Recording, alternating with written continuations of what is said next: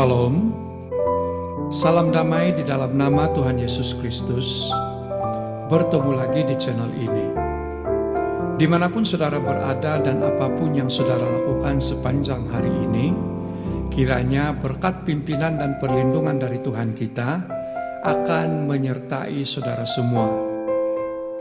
Perkongsian firman Tuhan adalah tentang Tuhan tempat perlindungan kita. Teks Alkitab diambil dari Yesaya bab 31, ayat yang pertama sampai dengan ayat yang ke-9, tetapi hanya ayat 1 saja yang akan dibaca.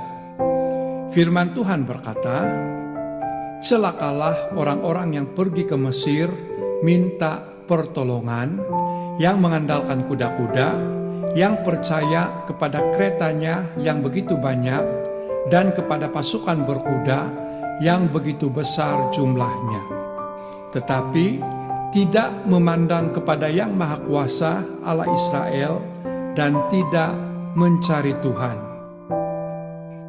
Demikianlah firman Tuhan. Marilah kita berdoa sebelum merenungkan firman Tuhan. Tuhan, terima kasih untuk kesempatan ini. Kami bersyukur buat berkat-Mu pada hari ini di dalam hidup kami. Sebentar kami akan merenungkan firman-Mu. Berbicaralah dan kami akan mendengar. Di dalam nama-Mu kami berdoa. Amin. Saudaraku di dalam Tuhan, sekarang ini tahap kegelisahan dan stres manusia meningkat secara drastik.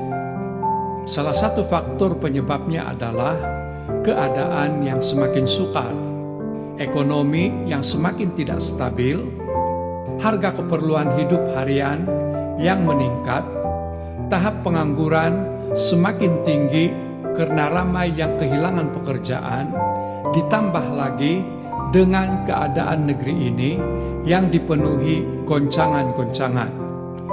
Selain berhadapan dengan keadaan penularan penyakit COVID-19, hujan pula turun tiada hentinya disertai angin kencang. Banjir terjadi di sana-sini, keadaan politik negara semakin tidak stabil dan meruncing, dan sebagainya. Saudara, masalah musibah atau bencana terjadi secara tiba-tiba dan tidak seorang pun tahu apa yang akan terjadi pada hari esok atau akan datang. Karena itu, seperti yang dikatakan dalam Amsal 27 ayat 1, "Janganlah memuji diri karena esok hari, karena engkau tidak tahu apa yang akan terjadi hari itu." Saudara, apakah yang dapat kita banggakan dari dunia ini? Uang, harta benda, pangkat, dan semua yang bersumber dari dunia tidak dapat diharapkan dan tidak dapat dijadikan tempat perlindungan yang aman. Bersyukurlah kita mempunyai Tuhan sebagai satu-satunya penolong yang dapat kita harapkan. Dalam pembacaan, meminta pertolongan di Mesir adalah gambaran dunia yang hanya bergantung pada kuda-kuda, kereta, atau pasukan berkuda yang hanya sia-sia. Tetapi orang yang meletakkan harapannya kepada Tuhan pasti akan beroleh pertolongan, bahkan diberkati. Walaupun dunia dipenuhi dengan krisis dan goncangan, orang yang sentiasa berharap kepada Tuhan akan tetap dipelihara dan dijaga hidupnya, karena Tuhan adalah sumber berkat dan benteng perlindungan. Saudaraku di dalam Tuhan, di tengah kelaparan hebat yang melanda, janda Sarfat hanya mempunyai segenggam tepung dan sedikit minyak dalam bekas simpanan. Secara logiknya, dia tidak mempunyai harapan. Tetapi ketika dia taat kepada perintah Tuhan, tidak ada perkara yang mustahil. Tuhan sanggup memberkati dan memulihkan keadaannya dengan berlipat kali ganda.